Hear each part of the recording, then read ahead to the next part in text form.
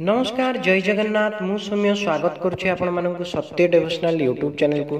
तो चलतु आज आरंभ करिबा हाड़ीदास मालिका पुस्तक कल्कीधाम छतिया बट संपर्क द्वापर जुगर अंत परे कलिजुगर हेला आगमन।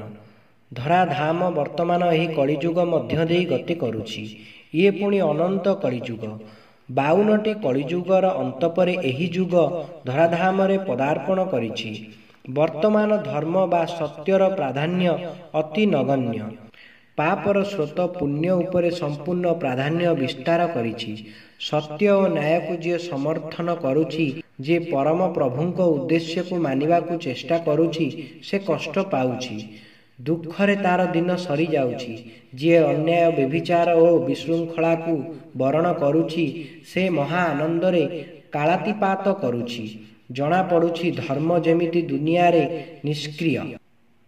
कलिर कराल स्रोत समग्र पृथ्वी को आच्छादित करिछि। एही स्रोत को संकुचित करिबा पाई अनेक साधु संत उद्यम करिछन्ति। बुद्धदेव, शंकराचार्य, चैतन्य, अच्युतानंद, जशवंत, बलराम, जगन्नाथ प्रभृति संत माने महत नीति द्वारा जनसमूह को जागृत करने को चेष्टा करिछन्ति। मात्र एही असत्य और अधर्म को रोकिबारे समर्थ होई पारि नाहंती। दिनकु दिन एहार प्रभाव वृद्धि पाइबारे लागिछि। पिता, माता, पुत्र और कन्यांक मध्यरे संपर्क भुसुड़ी पड़ुछि। नानाविध अनीति और अधर्म कार्य मनीष लिप्त हेउछि। गुरु गुरुजन ज्ञान रहुनाई। धर्म नाम रे नाना व्यभिचार प्रकाश पाउछि। दया नाही, धर्म नाही, सत्य नाही और शांति मध्य नाही। सतरे कौन धर्म बुड़ीजीव? बुड़ीगले तो सबू सरीगला। पानी, पवन, खाद्य जेपरी मनुष्यर एक मौलिक आवश्यकता, ठीक अनुरूप भावरे धर्म मध्य तार एक मौलिक आवश्यकता। धर्मर गोटे बड़ कार्य हेला समाज को दृढ़ भावरे बांधी रखिबा। महाभारत ग्रंथ अनुसारे धारण करिबा हेतुरु एहार नाम धर्म। धर्म नथिले मानव समाज विखंडित होइजिवो। मनुष्यर पारिवारिक शांति बाह्यत हेबो। सामाजिक तथा पारिवारिक ऐक्य जमा रहिबो नाही।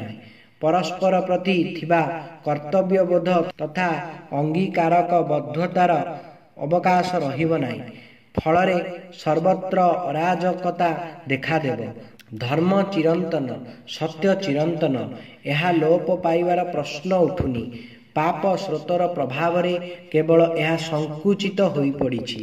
अनंत कलिर कराल स्रोत प्रवाह को संकुचित करी धर्म और सत्यर मात्रा को वृद्धि करिबा पाई स्वयं अनंत विष्णु धराधाम रे अवतार ग्रहण करिवे बोली भविष्यांत ग्रंथरे महापुरुष माने सूचाई जाइछन्ति।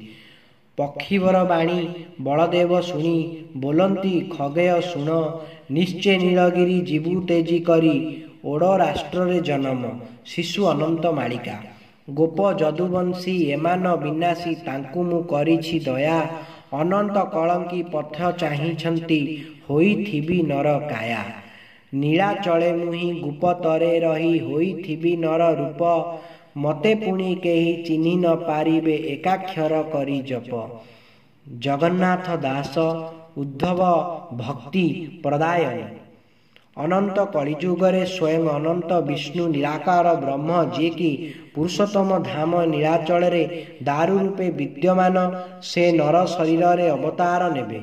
ओडिशा राज्य रे तांकर अलौकिक लीला प्रकट हेबो। ब्रह्म अभिशाप रे अकाल वियोग करिथिबा जदुवंशी ओ गोप गोपी मानक सहित गुप्तरे से लीला खेला करिवे। समाज तांकु जानि पारिबो नाही कि चिन्हि मध्य पारिबो नाही। साधारण लोक परी से गृही हेबे। बापा, माँ, स्त्री, पुओ झियो को नहीं संसार काटिबे। जेउ पुण्य धाम रे तांकर अवतार हेबो, सेही धाम अन्य केही नुह, ताहा हेउछि छतिया बट। एहार प्रमाण मध्य मालिकारे रही अछि। ओडिशा राज्य रे जाजपुर जिला अंतर्गत छतिया मौजारे एही धामर अवस्थिति। जीए छतिया बट सेही पुणी गुप्त खंडगिरी।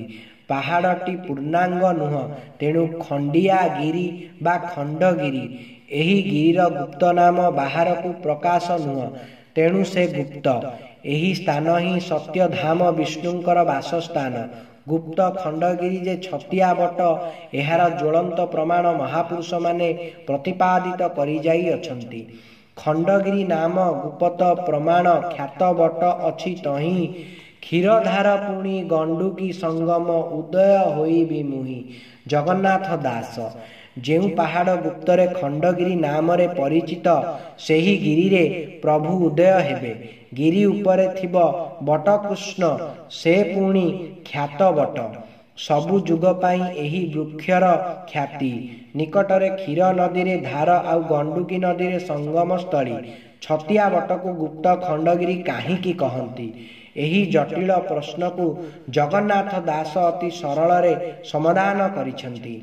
ଗୋପାଳ ଯେ ଦେବ ଅନନ୍ତ ମୂରତି ଉଦୟ ଯେବଣ ସ୍ଥାନ ଗୁପ୍ତ ଖଣ୍ଡଗିରି ତାହାକୁ ଜାଣିବୁ ତହିଁରେ ଆମ୍ଭ ଆଶ୍ରମ।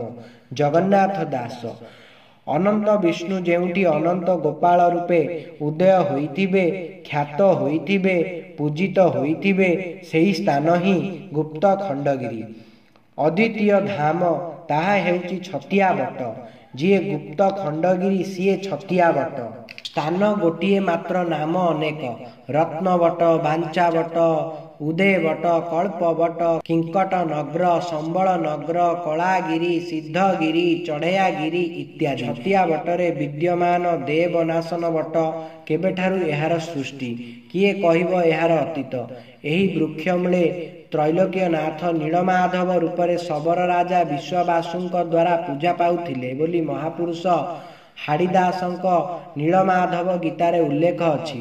ନୀଳମାଧବରୁ ଦାରୁବ୍ରହ୍ମ ହୋଇ ଶ୍ରୀକ୍ଷେତ୍ରରେ ମୌଡ଼ମଣି ହୋଇଗଲେ। ଯେଉଁ ଭିଟାମାଟିରୁ ସେ ଅନ୍ତର୍ଧ୍ୟାନ ହୋଇଛନ୍ତି ସେଇଠି ସେ ଅବତାର ନେବେ। ଭକ୍ତମାନଙ୍କ ସହିତ ଲୀଳା କରିବେ। କଳିର କଳ୍ମୁଷକୁ ବିନାଶ କରି ଧର୍ମକୁ ପ୍ରତିଷ୍ଠା କରିବେ। ସେହି ଅବତାରୀ ପୁରୁଷ ଅନ୍ୟ କେହି ନୁହନ୍ତି ସେ ହେଉଛନ୍ତି ଅନନ୍ତ ଓଝା। ପଞ୍ଚସଖାଙ୍କ ଗ୍ରନ୍ଥରାଜି ତାଙ୍କ ଆଗମନର ସଂକେତ ଦେଇଛି ମହିମାକୁ ପ୍ରସ୍ଫୁଟନ କରିଛି। ମହାପୁରୁଷ ହାଡ଼ିଦାସ ତେଣୁ କହନ୍ତି ନେତ୍ରରୁମ କୋଟି ଚନ୍ଦ୍ର ସୂର୍ଯ୍ୟଜାତ ନିଶ୍ୱାସରୁ ଅଣଚାଷ ଲୋମ ମୂଳେ ମୋର ମେଦିନୀ ରହିଛି ଏଣୁ ବିରାଟ ପୁରୁଷ। ଶପଥ ସାଗର ଉଦର ଅଟଇ ବ୍ରହ୍ମା ବିଷ୍ଣୁ ଶିବ ଜନ୍ମ ନିମିଷକେ ମହି ଭାରା ଉଶ୍ୱାସିବୁ ଅନନ୍ତ ଓଝା ମୋ ନାମ। ଯିଏ ଅନନ୍ତ ଓଝା ସିଏ ପୁଣି ହାଡ଼ିବନ୍ଧୁ ଓଝା ପଶ୍ଚିମା ସନ୍ନ୍ୟାସୀ।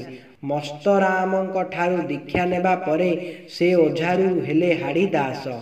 ଅନନ୍ତ ବିଷ୍ଣୁଙ୍କର ନର କଳେବର ସତ ରଜ ତମ ଏହି ତ୍ରିଗୁଣର ସମନ୍ୱୟ ସେ।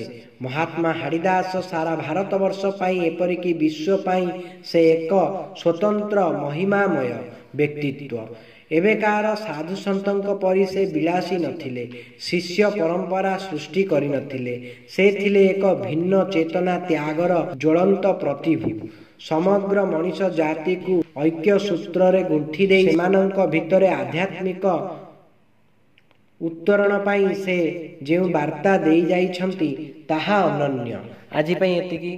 ପୁଣି ଆଗାମୀ ଅଧ୍ୟାୟରେ ଆଉ କିଛି ମୁଁ ପ୍ରତ୍ୟେକ ଦିନ ଏହି କଳ୍କିଧାମ ଛତିଆ ବଟ ପୁସ୍ତକରୁ ଆପଣମାନଙ୍କୁ କିଛି କିଛି ପଢ଼ି ଜଣାଇବି। ଯଦି ଆପଣମାନଙ୍କୁ ଆମର ଏହି ଭିଡ଼ିଓଟି ଭଲ ଲାଗୁଥିବ ତେବେ ଆମ ଚ୍ୟାନେଲକୁ ଲାଇକ୍ ସେୟାର ସବସ୍କ୍ରାଇବ୍ କରିବାକୁ ଅନୁରୋଧ। ଜୟ ଜଗନ୍ନାଥ ଜୟ ପଞ୍ଚସଖା।